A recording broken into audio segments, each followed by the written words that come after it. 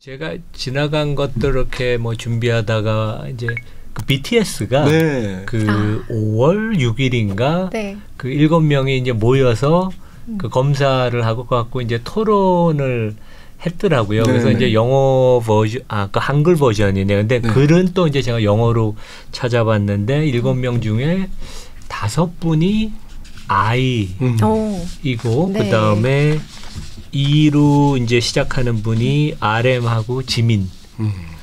그래서 뭐 워낙 이제 뭐 국제적으로 진짜 제일 인기 있는 그런 그룹이기도 하지만 네. 이것도 저도 몰랐는데 이번에 이제 준비하다가 알았어요. 그래서 네. 혹시 대표님도 보셨었나요? 예. 봤죠. 네. 이제 저는 아미는 아니지만 BTS 팬 중에 하나입니다. 아, 그러세요? 왜냐하면 런던에 출장 가서도 그렇고 어디 뭐 시카고에 가서도 그렇고 그 우버 택시를 타면 심심치 않게 다이너마이트가 들리더라고요. 아, 맞습니다. 네, 그럴 때마다 뭔가 뿌듯해요. 예, 예. 네. 저도 미국에서 자랑스럽죠. 라디오에 꽤 나오더라고요. 글쎄요. 그렇게 되면서 이제 참 대단하다 하면서 유튜브를 갔더니 뭐 수천만 명이 이제 구독자가 있던데, 여하튼 이제 MBTI도 이제 우리한테 좀 이렇게 좀 사람들한테 많이 알려줬고, 뭐 MBTI에 비해서 BTS는 훨씬 글로벌하죠.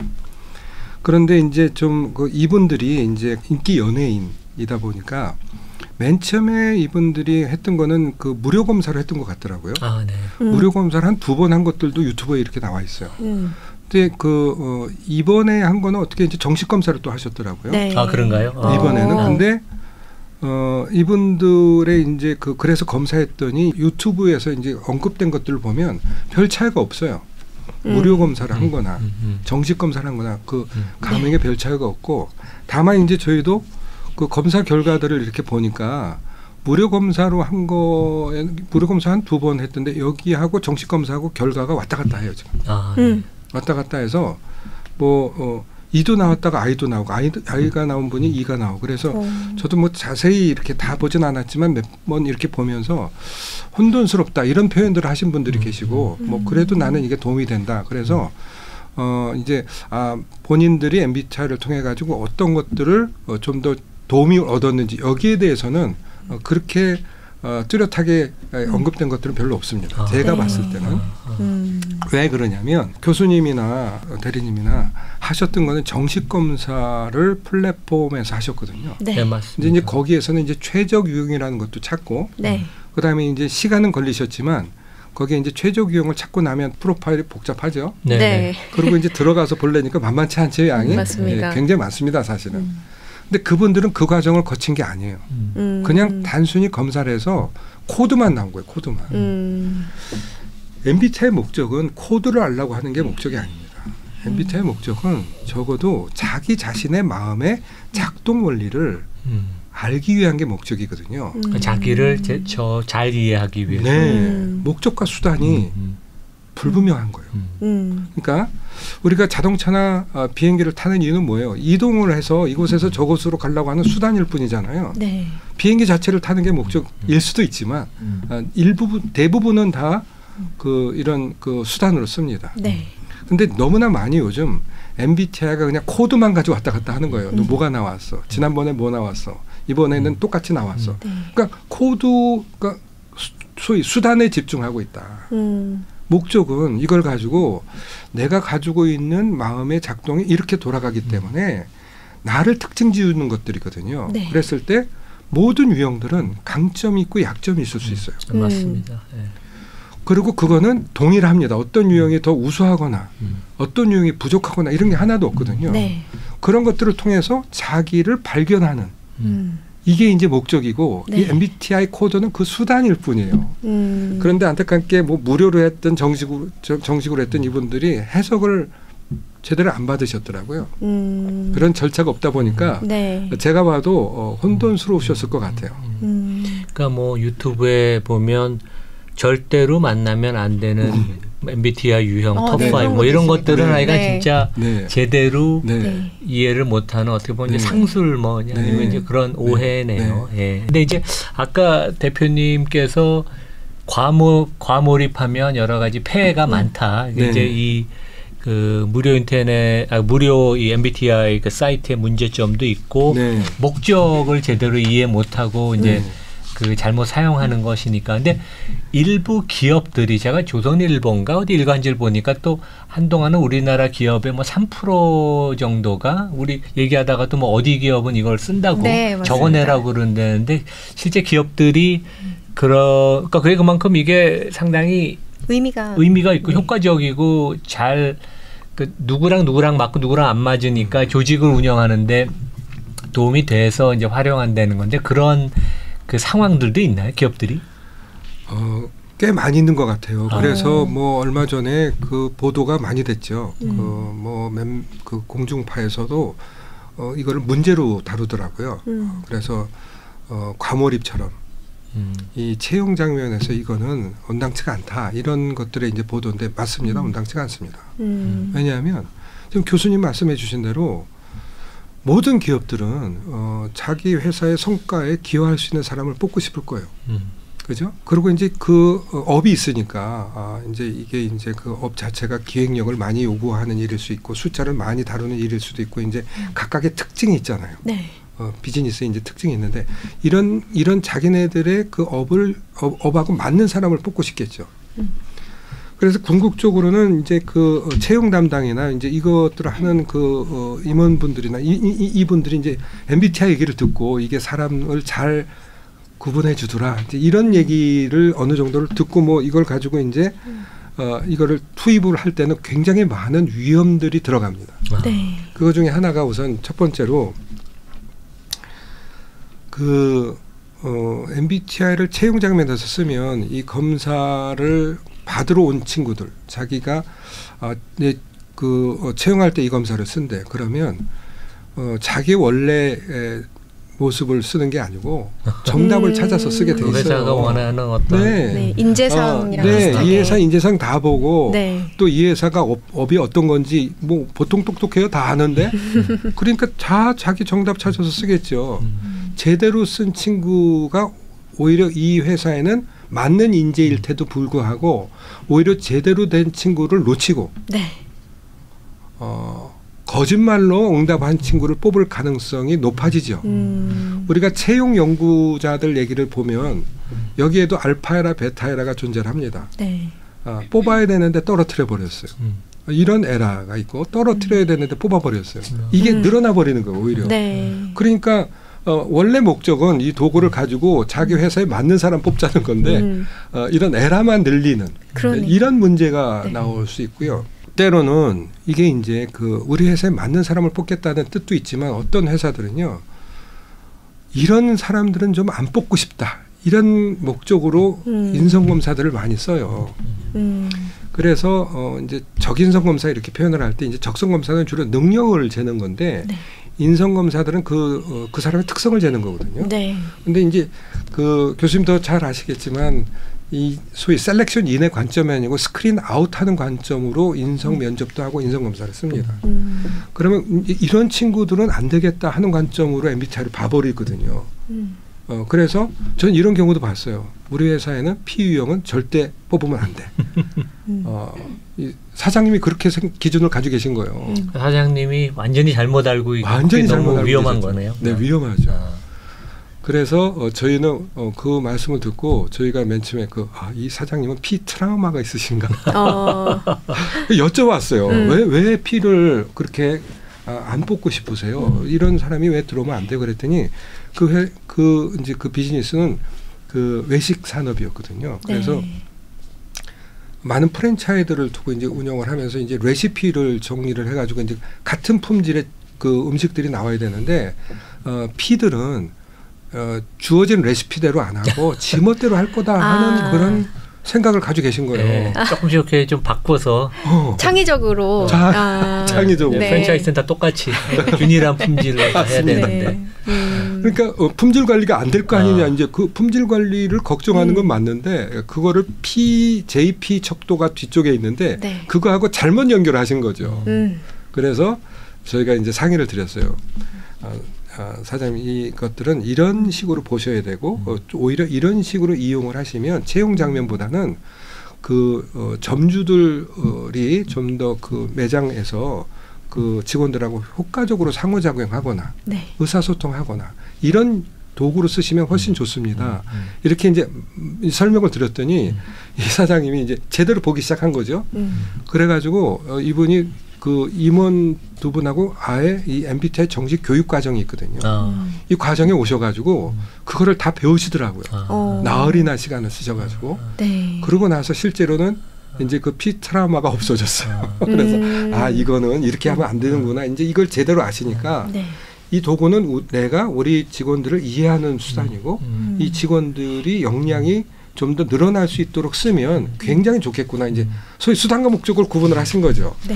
그러니까 MBTI가 자기를 더 정확하게 알고 남과 다름을 이해하고 조직에서도 서로 네. 다름을 이해하고 장점을 네. 서로 이렇게 유기적으로 해서 좋은 결과를 만들어내는 게 가장 좋은 거 아니에요? 그렇습니다. 근데 억세스다가 그런 교육도 이제 하시나요? 그게? 네, 저희도 이제 교육을 하는데 이제 저희 말고 또 MBTI 연구소라는 기관이 있어요. 네. MBTI를 맨 처음에 한국에 이제 들어오게끔 하신 분들이 이제 설립한 네. 거거든요. 이제 그 MBTI 연구소에서도 교육이 있고 어세스타에도 교육이 있어요.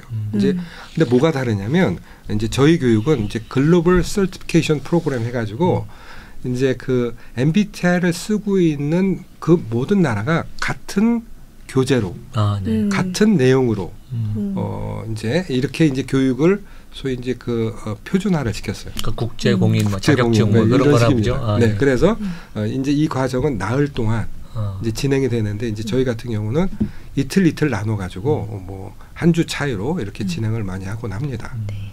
지금 대화했던 내용들이 다 성인을 대상으로 했던 내용이지 않습니까?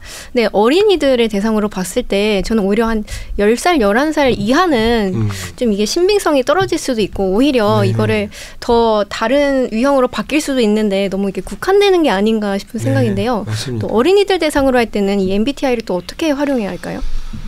MBTI는 어린이들한테 적용시키면 안 됩니다. 우선. 네. 우선 어린이들은 문항을 이해를 못해요.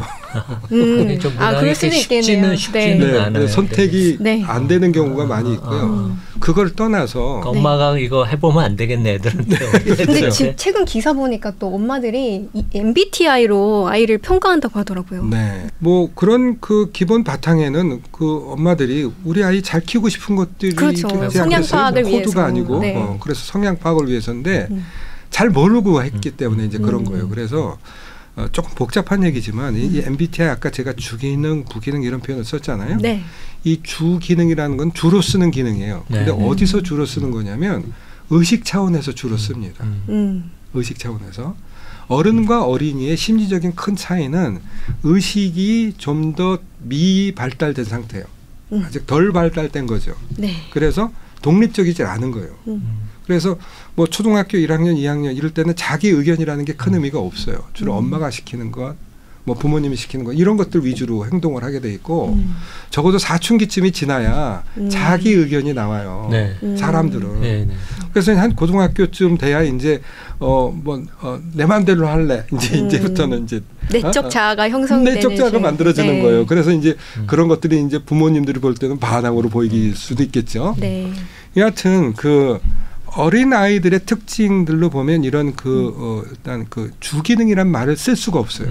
MBTI는 제가 주기능, 부기능 이런 표현을 썼잖아요. 애들한테는 이게 적용이 안 되는 거예요. 네.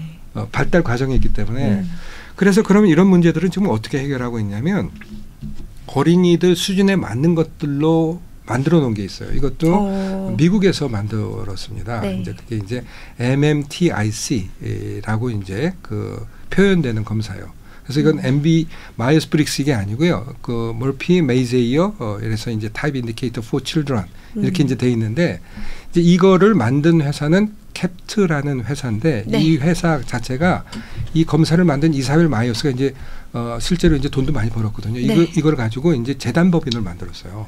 그래서 MBTI만 가지고 연구하는 그런 기관을 만든 게 이제 CAPT라는 곳이고 이곳에서 이제 뭐 이런 그 요구들이 많이 있다 보니까 그럼 어린이라는 그 발달 단계를 고려해서 검사를 만들자 해서 만든 게 MMTI시고 저희가 이제 이거를 한국화를 이제 얼마 전에 끝내가지고 한 3년 해가지고 부모님이 아이들하고 어떻게 상호작용하는 게 좋으냐 이런 것만 가지고 내일 1회 과정을 이제 론칭을 합니다. 근데 이제 거기에서 이제 보는 건 뭐냐면 부모님은 MBTI를 가지고 패런팅 스타일을 찾고 아이들은 MMTIC를 가지고 아이들의 어떤 특성들을 찾고 그 궁극적으로는 이제 어떻게 상호작용을 하면 좀 덜 서로 힘들지 않게 이렇게 갈 수 있을까 이런 것들은 이제 팁으로 좀 나누는 유전적인 영향이 있나요? 그러니까 할아버지 때 아버지 엄마 때 그다음에 이제 자식이 부모 조부모의 그 영향 아니면 MBTI의 그 결과에 뭔가 상관관계가 있나요?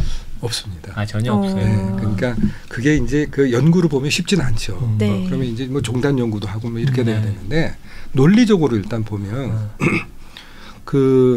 이 유전이라는 거는 소위 바이올로지컬한 거잖아요. 그래서 이제 그 생물학적으로 뭔가 전달이 돼야 되는데 이건 심리적인 현상들을 보고 있는 것들이에요. 우선 심리적인 것들까지 그 유전에다가 이렇게 포함을 하기는 무리가 지금 따르거든요. 다만 이럴 수는 있어요. 이제 어떤 아기가 이제 태어났는데 뭐 외향과 내향의 가능성을 딱 반반 가지고 태어났어요. 그런데 어머니도 아주 외향성이고 아버지도 외향성이고 그러면 이 집은 좀 더 표현적이고 활발하고 뭐 이런 것들이 많을 거 아니에요? 영향을 받을 수 있겠네요. 영향을 받는 거죠. 이제 즉 성장 환경에서 내 성장 환경이 이제 외향이다 보니까 이 친구의 가능성이 반반 있었으면 아마 외향화가 될 거예요. 이런 식으로 해석을 합니다. 그래서 뭐 그런 그 유전적인 요소하고 관계가 있느냐 했을 때는 없다 이렇게 이제 말씀을 드리게 되는 거죠. 뭐 저 몰랐던 부분을 너무 많이 알게 돼서 좋은데 그 대표님께서 이제 저희 청취자 구독자들 위해서 좀 아까 이제 개념하고 뭐 역사 간단히 얘기를 해주셨는데 한번 이렇게 정리를 이렇게 해주시면 결국 이제 저희 오늘 영상도 목적이 이게 되게 중요하고 또 흥미롭고 사람들 많이 쓰는데 잘못 사용하면 되게 오히려 안 한 것만도 못하니까 그런데 한번 그 개념에서 역사 그다음에 쭉 한번 정리를 한번 해주시면 뭐 이제 다 또 관심 앞에 좀 흥미로운 것만 또 관심 있는 분도 있겠지만 또 요것도 꼼꼼히 관심 있는 분들이 있을 것 같아요.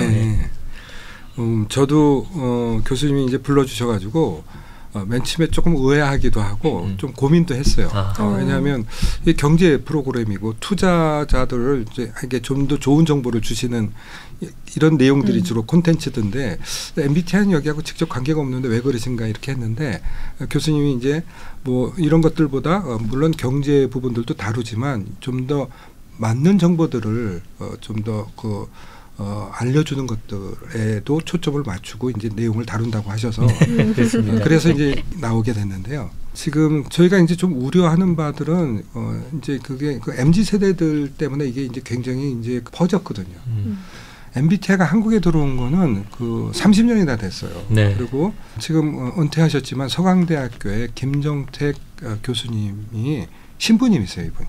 이제 이분하고 부산대학교에서 이제 은퇴하셨는데 심혜숙 교수님, 이분은 수녀님이세요. 이 두 분이 이제 세인트루이스에서 박사하면서 선후배 관계였는데 그러면서 이제 성직자 입장에서 여러 가지 이제 상담 심리 또 전공을 하시는 분들이에요. 그런데 이제 MBTI를 만나게 되면서 이 몇 개 안 되는 문항 가지고 사람들에 대한 그 이해들의 폭을 굉장히 넓혀주더라고요. 그러니까 성직자며 상담을 전공했으니 그 사람에 대한 관심이 또 얼마나 많으시고 또 공부도 하셨겠어요. 근데 이분들이 보실 때 이런 툴을 이용을 하니까 사람들이 좀 더 서로를 이해하고 또 오해의 소지를 줄이는 데 도움이 되겠다 하는 그런 나눔 이런 생각들을 하셨던 거예요. 그러니까 신부님하고 수녀님이 그 어떻게 보면 성당 그 네트워크 내에서 조금 이제 시작이 꼭 그렇지는 않나요? 꼭 그렇지는 않은데 이제 이분들이 이제 뭐 세인트루이스의 이제 그 선후배다 보니까 이제 거기서 연구는 시작이 됐고 이제 맨 처음에 이제 그 오셔서 이제 하게 된 것들은 꼭 성당 쪽은 아니었고요. 뭐 이런저런 부분이었지만 이게 이제 그 이렇게 뭐 퍼즐이라고 생각도 안 했고 다만 그 취지가 서로가 서로를 이해하는데 도움을 얻는 도구로 굉장히 좋다. 그리고 굉장히 과학적으로 많이 연구가 됐다.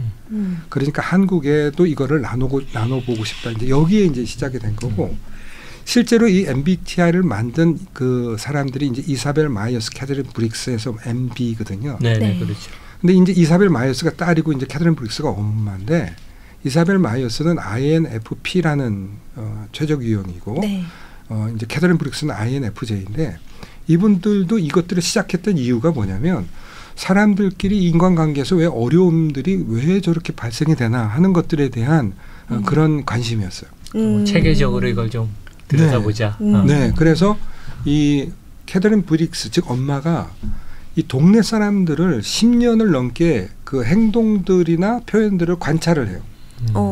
그래서 그 엄청난 관찰을 합니다. 미국의 어디 조그만 도시인가 보죠. 네, 플로리다에 있는 데 쪽이었던 것 같은데 이제 여기에서 뭐 그 10년, 15년 가까이 관찰하면서 이거를 전부 메모를 해요. 근데 그 메모한 용지가 15만 장 가까이 된대요.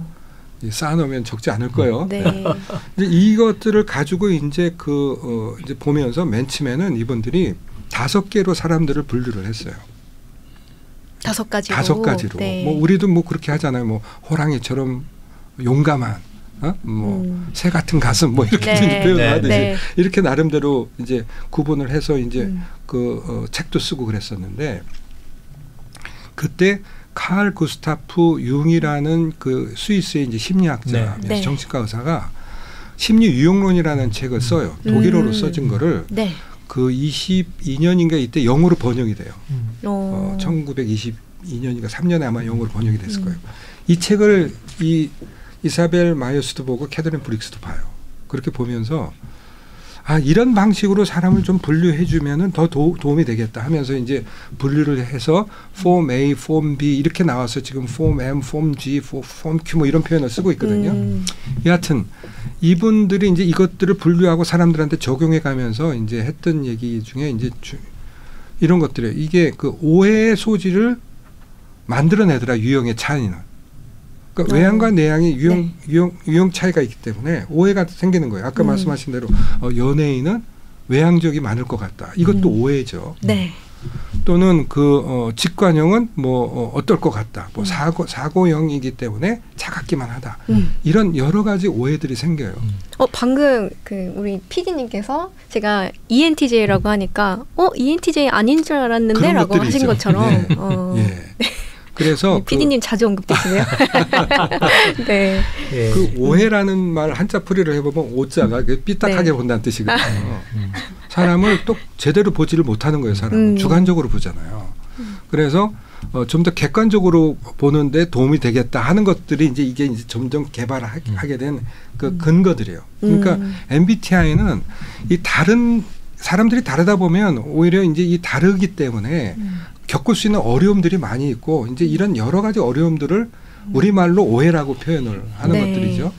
근데 그 오해의 근원들의 이런 유형의 차이들이 있는 것들이고 그렇게 해서 이제 이런 것들을 이제 이 두 분도 이제 보다 보니까 이거 한국에서도 제대로만 하면 그런 오해 소지들을 줄여주는 좋은 도구가 되겠네 이런 생각을 한 거고 이제 저는 그때 이제 영국하고 같이 조인트 벤처를 하고 있었는데 영국에서 보니까 영국에서는 이 심리 검사가 거의 의약품 비슷하게 처리가 돼요. 그래서 아무나 쓸 수가 없어요. 적어도 이런 잘못 쓰면 그 상처를 오히려 주는 이런 양날의 검 같은. 그래서 의사들한테 칼이 가면 수술 도구지만 뭐 폭력배한테 가면 이게 다치게 하잖아요. 사람들은 이런 식으로 일단 바라보고 있기 때문에 어떤 검사들은 일정한 자격을 갖춘 사람들만 살 수 있는 이런 것들로 이제 그 실제로 이 사회 시스템이 구성이 되어 있습니다. 우리는 그러지를 못했어요 그 당시에. 그래서 이제 마침 제가 영국에서 이제 그런 것들을 이제 보고 이제 제안을 드렸죠. 신부님 수명님께 이 검사는 교육을 통해서 교육 받은 분들만 쓸 수 있도록 이렇게 하는 게 좋겠습니다. 이제 이렇게 했더니 그 심혜숙 교수님이 좀 걱정하시더라고요. 뭐 그래가지고 어떻게 살라고 넌 사업을 해야 되는데. 네.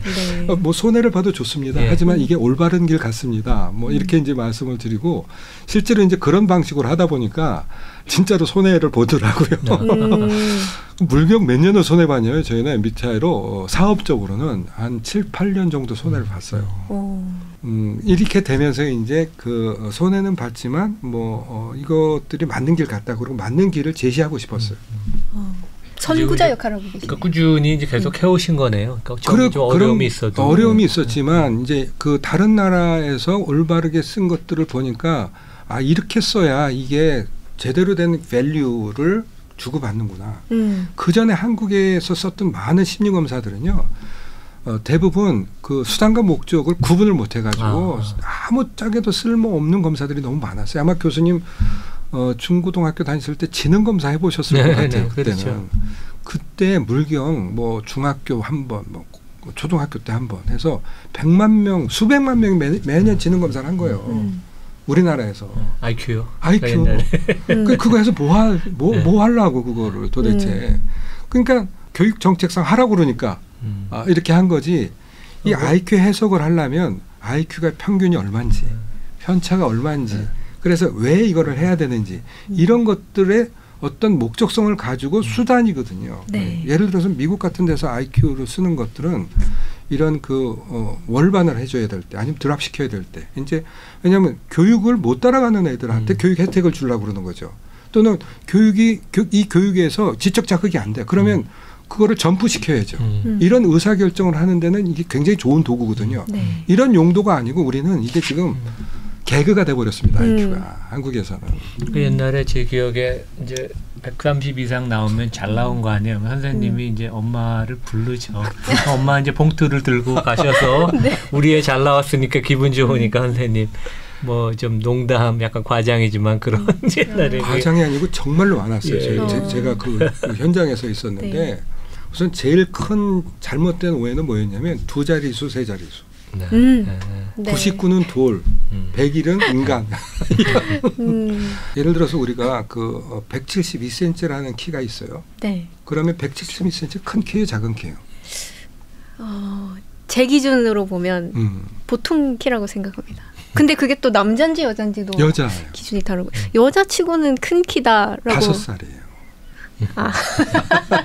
5살이면 네. 네, 이상한 키가 되죠. 네. 이렇게 어떤 그 심리 측정에서 네. 어떤 수치를 해석을 하기 위해서는 기준이 뭐냐 하는 것들을 대비해서 봐야 되거든요.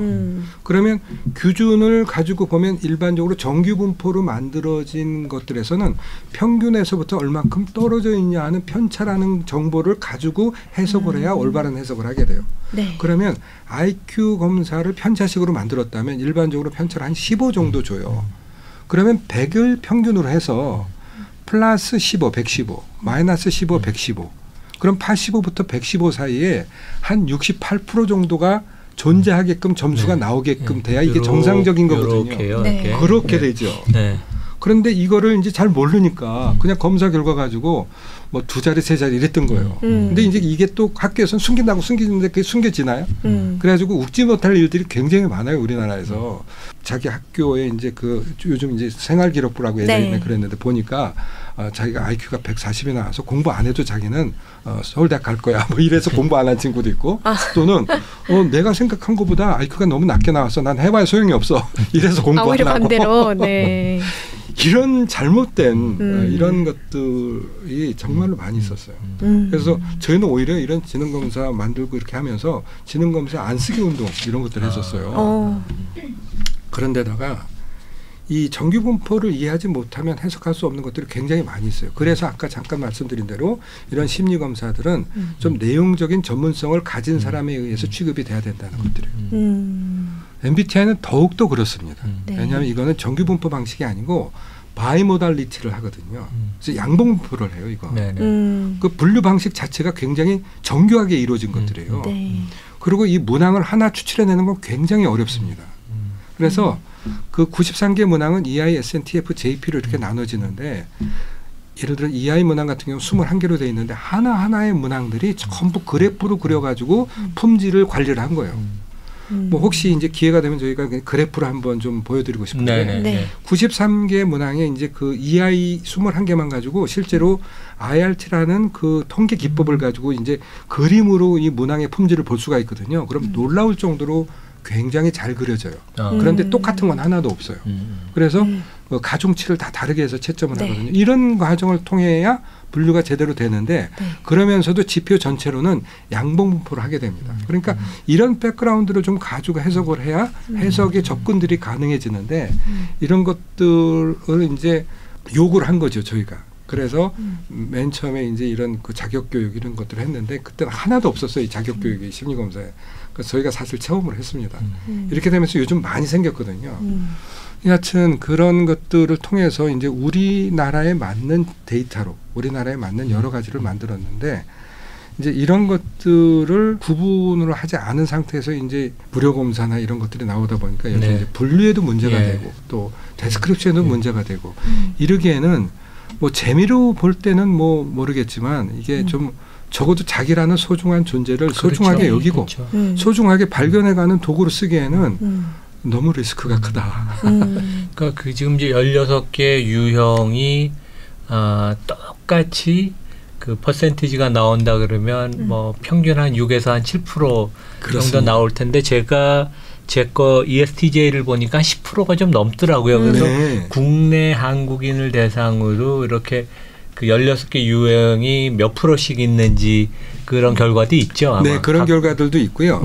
거기 보면 우리나라는 지금 그 ISTJ가 가장 많이 나오고요. ISTJ. 그 다음에 ESTJ, 그리고 ENFP 이렇게 나오는데 ISTJ하고 ESTJ 두 유형만 합쳐도 25%쯤 돼요. 그러니까 4명 중에 1명 정도는 그러네요. ISTJ 아니면 ESTJ예요. 그래서 뭐 이 사람들이 인기가 좋냐 아니면 능력이 좋냐 뭐 월급이 많냐 뭐 이런 것들하고 전혀 관계가 없습니다. 그냥 분포가 그렇게 됐다는 것들이고 교수님 잠깐 말씀해 주신 대로 만약에 이게 정규 분포 방식이었다면 16분의 1씩 분포가 되게끔 나와야 이게 제대로 된 거겠죠. 근데 이거는 그런 분포 방식을 쓴 게 아니기 때문에 이런 것들로 또 특징 지워져요. 그런데 이거를 이제 그 무료 검사나 이런 것들을 가지고 이렇게 보면 이런 연구도 하지도 않고 뭐 한 것들 예전에 그 한 것들을 보니까 ENFP가 가장 많이 나오고 여기가 핫하다 뭐 이런 식으로 또 뭐 그 웹페이지에서 보니까 뭐 얘기를 하고 있더라고요. 여하튼 그 타당하지 않은 정보에 사람들은 현혹됩니다. 그리고 그것들은 사람들은 오히려 오해를 줄이는 도구로 써야 되는데 오해를 증폭시키고. 오늘 저희가 뭐 이런 자리를 만든 것도 한국에 어떻게 보면 가장 깊이 장기간 연구하시고 권위자이신 분께 이제 말씀을 듣는 자리인데 우리 김 대리님 뭐 혹시 한두 가지 더 궁금한 거 있어요? 우리 이제 마지막 뭐 이제 마무리 말씀 좀 드리기 전에 부탁드리기 전에 사실 제일 궁금했던 것은 이 책 속에 뭐가 있는지가 좀 궁금합니다. M 매뉴얼이라고 써 있는데요. 이 책이 다양하게 있는데 제일 두껍더라고요. 그래서 저걸 읽으면 나를 또 탐색할 수 있는 그런 좋은 도구가 될 수 있는지 이 책에 대해서 좀 이 책은 알고 싶습니다. 읽으시기에 매우 어렵습니다. 두 번째 통계적인 내용이 들어가 통계적인 내용도 들어가 있고 지침서라고 써 있는데요. 재미가 없어요. 한번 읽어보려고 했는데. 그런데 이제 이거를 누가 쓰냐면 그 아까 말씀드린 MBTI 전문가 과정에 들어오면 이거를 교재로 씁니다. 아, 교재구나. 이제 교재로 쓰고 이제 이 내용들을 다뤄요. 이제 여기 놓고 보면 유형의 특징들도 얘기하지만 문항은 어떻게 만들어졌고. 실제로 이제 그것들은 어떤 식으로 채점을 하고 또 어떻게 구성을 해서 이 2차원적으로 유형 코드의 주기능이 왜 주기능이라는 표현을 하게 됐는지 이런 내용들은 이제 여기서 담고 있어요. 그런데 이제 이것만 있는 게 아니고 하나를 제가 더 가져왔거든요. 폼 Q라고 돼 있는 여기 그런 매뉴얼인데 이거는 폼 M 매뉴얼 돼 있는 저건 폼 Q 매뉴얼로 돼 있거든요. 어떤 차이인가요? 어떤 차이가 있냐면 이제 저 폼 Q는 문항도 달라요. 144개가 있고 그다음에 이제 저기에서 보면 그 지표가 20개나 있어요. 저기는.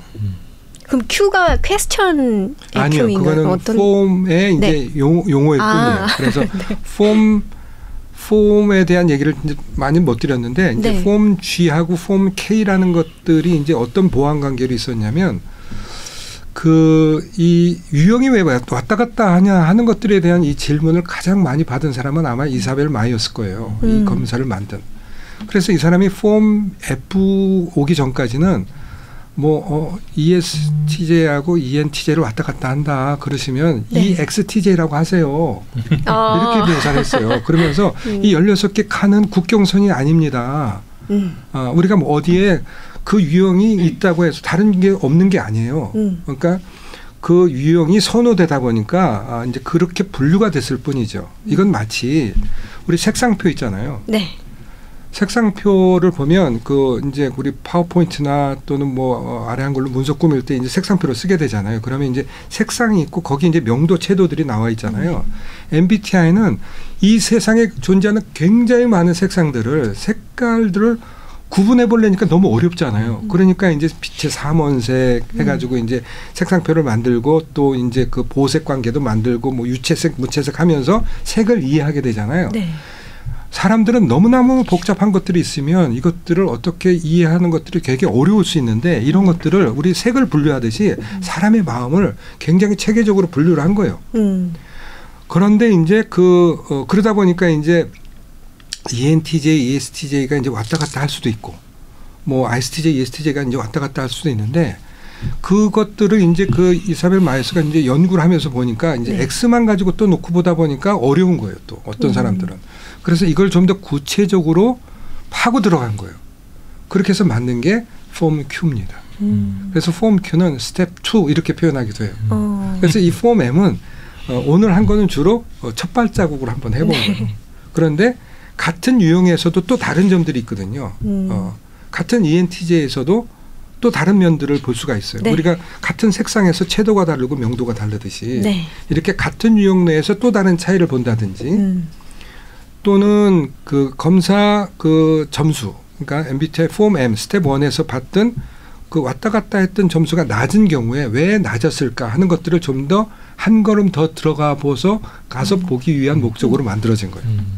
그래서 네. 저 폼 Q를 스텝 2 이렇게 얘기하고 이걸 스텝 1 이렇게 표현하기도 합니다. 그러면 어세스타에서 만드신 이 MBTI 테스트를 통해서 제게 이제 나오지 않았습니까? 그럼 그걸 활용해서 타인을 볼 때 어떻게 또 봐야 할까요? 이 MBTI를? MBTI를 가지고 이제 타인을 볼 때 네. 조금 연습이 필요한데요. 연습이요? 네, 네. 이제 외향이면 내향들을 이해하기가 조금 어려울 수 있어요. 예를 들어서 외향들은 적극적이기 때문에 외향들은 답답하다, 소극적이다 이렇게 이해하기가 쉽거든요. 네. 이제 그게 이제 오해의 근원인데 이런 책들이나 이제 그 해석들은 좀 전문가들한테 이제 조금 도움을 받으시면 이런 것들이 이제 외향, 내향들을 표현을 할 때 외향은 외부 활동에 적극적입니다. 네. 근데 내향은 내부 활동에 적극적이에요. 그러면 둘 다 가치가 동등해지잖아요. 네. 이제 이런 식으로 이해를 하면 서로 좋아요. 그래서 좀 더 보면 외향들은 외부 활동에 적극적이다 보니까 신속한 거예요. 많은 것들이 외부 활동에. 근데 그 내향들은 내부 활동에 적극적이다 보니까 신중한 거예요. 제가 그거를 그 정프로님 이 표현에서도 그걸 한번 봤었는데. 네. 이분은 굉장히 기획력이 우수하신 것 같아요. 제가 아이디어 뱅크십니다. 네, 진짜 기획력이 우수한데 이제 그것들을 끌고 오는 근거들을 보면 이렇게 표현을 하시던데 이분이 이제 그 투자 쪽에서 자기는 트렌드를 찾아내는 건 굉장히 잘한다는 거야. 그래서 추세 파악은 자기가 봐도 굉장히 빨리 하는데 타이밍을 놓친다는 거예요. 뭐 그런 얘기를 들으면서 그러면 INTP 쪽에서 이렇게 봐도 되겠다. 그러면 이런 추세 파악은 NT들이 잘해요. 그런데 구체적인 타이밍은 또 뭐 부족할 수도 있어요. 뭐 이렇게 좀 볼 수도 있고 네. 기획력은 뭐 NT들이 좀 더 미래지향적이거든요. 근데 현실 감각이 떨어질 수 있어요. 뭐 이런 식으로 해서 뭐를 잘하면 뭐를 못한다 이게 선택적인 것들이거든요. 그래서 못한다가 아니고 다르다 하는 내용들로 조금 보면 돼요. 예를 들어서 뭐 그 T하고 F 이러면 아까 이제 그 같이 PD님하고 말씀하시던데 네. 뭐 F는 어떤 거예요? 했을 때 뭐 F는 그 감정적인 거예요. 뭐 이렇게만 얘기를 하면 네. 뭐 감정의 기복이 심하다는 얘기인지 뭐 이렇게 오해할 수도 있잖아요. 네. 근데 그 T들은 논리적이고 객관적으로 생각하는 걸 선호하는 거고 감정형들 F들은 정서적인 가치 판단들을 좀 더 선호하거든요. 둘 다 써요. 단 T는 이것들을 T를 좀 더 선호할 뿐이거든요. 그래서 T들은 고려를 잘한다. 뭔가 생각을 해가지고 뭔가 따지는 걸 잘한다. 그러면 F들을 얘기해 줄 때는 배려를 잘한다. 그래서 고려를 잘하는 T, 배려를 잘하는 F. 그러면 이것들 오해 없이 해석을 하는데 도움을 얻을 수가 있습니다. 네. 우리 PD님 이해되셨나요? 그 우리 네. PD님 좋은 우리 진짜 권위자 모셨는데 질문 하나 할 기회 줄게요. 뭐가 제일 궁금하나? 요즘에 MBTI 막 최악의 궁합, 최고의 궁합 이런 거 있는데 그럼 믿으면 안 되는 거죠? 믿으시면 안 됩니다. 그런 것들을 네. 멀리 하시는 게 삶의 보탬이 되십니다. 그런데 실제로 그 사람과 안 맞는 경우가 대다수였는데 네. 그럼 그냥 그건 이렇게 보시면 돼요. 일단 안 맞는다는 건 뭐냐면 많이 다르다는 거예요. 많이 다르다. 다른 것은 틀린 게 아니거든요. 다른 것은 오히려 보완할 부분들도 많다는 거예요. 오히려. 그래서 이 MBTI는 다름을 본 거지 틀림을 본 게 아니거든요. 그래서 네. 안 맞는다는 사람하고는 오히려 잘 보면 서로 뭐를 보태줄 수 있는지를 찾아낼 수도 있어요. 서로를 채워줄 수 있겠네요. 그렇죠. 그래서 아까 우리 외향하고 내향이 안 맞는다고 생각하면 같이 할 수가 없잖아요. 네. 근데 신속하게 할 거는 외향이 하고 대신에 신중하게 할 거는 내향이 하고. 오히려 효율적이네요. 효율적이 되겠죠. 네. 그 우리 아침에 진행도 김프로님이 외향적인 네. E랑 두 명이 하는 것보다 E랑 I가 하는 게 조화가 네, 그러네요. 좋듯이. 훨씬 좋습니다. 그래서 저는 교수님이 이제 투자 전문가시고 그러시니까 한번 연구해 보시면 더 좋을 것 같아요. MBTI를 가지고. 네. 그래서 그 개인이 결정하는 것보다 다른 사람들이 모여서 이런 그 결정을 하는 것들이 더 리스크를 줄일 수 있거든요. 많은 경우에. 네. 왜냐하면 한 인간은 모든 것들을 완벽하게 해낼 수가 없습니다. 구조적으로. 네. 뭐를 잘하면 뭐를 못하게 돼 있어요. 그거를 이런 MBTI라는 도구를 통해서 좀 더 명확하게 할 뿐이죠. 이제 그걸 알고 나면 일터에서 쓸 때 소위 팀워크라는 게 뭐예요? 결국 팀워크는 부족한 걸 서로 메꿔 가자는 거거든요. 그렇죠. 근데 이제 그런 것들로 쓰지 못하면 이거야말로 정말로 무용지물인 거죠. 근데 그런 용도로 미국 친구들이 잘 써요, 영국이나. 그래서 이 MBTI는 실제로 조직에서 팀워크를 만들어내는 팀빌딩 이런 쪽에서 굉장히 많이 쓰고 있습니다. 그러면 거기에서 이제 주는 방식이 뭐냐면 결국 팀의 성과를 만들어내기 위해서 나는 어떤 기여를 하면 내가 좀 더 이 성과에 기여할 수 있는지. 그러면 본인도 좋고 네. 팀도 좋고 이렇게 되는 거 아니겠어요? 네. 이런 수단으로 이제 쓰게 되는 것들이죠. 적재적소네요. 그러니까 실제 미국 기업들이 최근에 더 이 사회이사를 모셔오는데 다양한 백그라운드 가진 사람을 찾는 게 그 다양한 백그라운드가 이제 합쳐져서 더 훨씬 좋은 결과. 그러니까 이제 그런 이제 측면에서 말씀을 하시는 거네요, 되게. 네, 그렇습니다. 그래서 다양성의 시대에 굉장히 쓸만한 거기 때문에 여기저기서 쓰는 거 아니겠어요? 조화를 이루기 위한 하나의 도구네요. 네. 대표님 너무 하여간 장시간 감사한데 마지막으로 한마디 이제 저희 마무리하면서 좀 해주시면 감사할 것 같습니다. 네, 이렇게 불러주셔서 너무 감사드리고요. 그 MBTI를 우리가 이제 사용을 할 때 좀 더 그 수단과 목적을 잘 구분하자는 거고요. 이런 수단과 목적을 잘 구분하기 위해서 혼자서 하기엔 좀 어렵습니다. 지금 유튜브나 또는 인스타나 여기에 너무 많은 MBTI에 관련된 자료들이 올라가 있는데 이 옥석 구분이 어렵습니다. 그럴 때는 주변에 MBTI를 배우신 분들, 여러 가지 이제 MBTI 연구소에서 배우신 MBTI 해석의 그 자격을 가지신 분들도 계시고 어세스타에서 글로벌 자격 교육을 하신 분들도 계시거든요. 이분들을 통해서 도움을 받으세요. 그것들이 좀 더 여러분들이 이제 이런 것들에 자기 그 개발 또는 자기 이해의 어떤 바탕이 되게끔 출발점이 되게끔 할 수 있는 좋은 방법이라고 생각을 합니다. 네.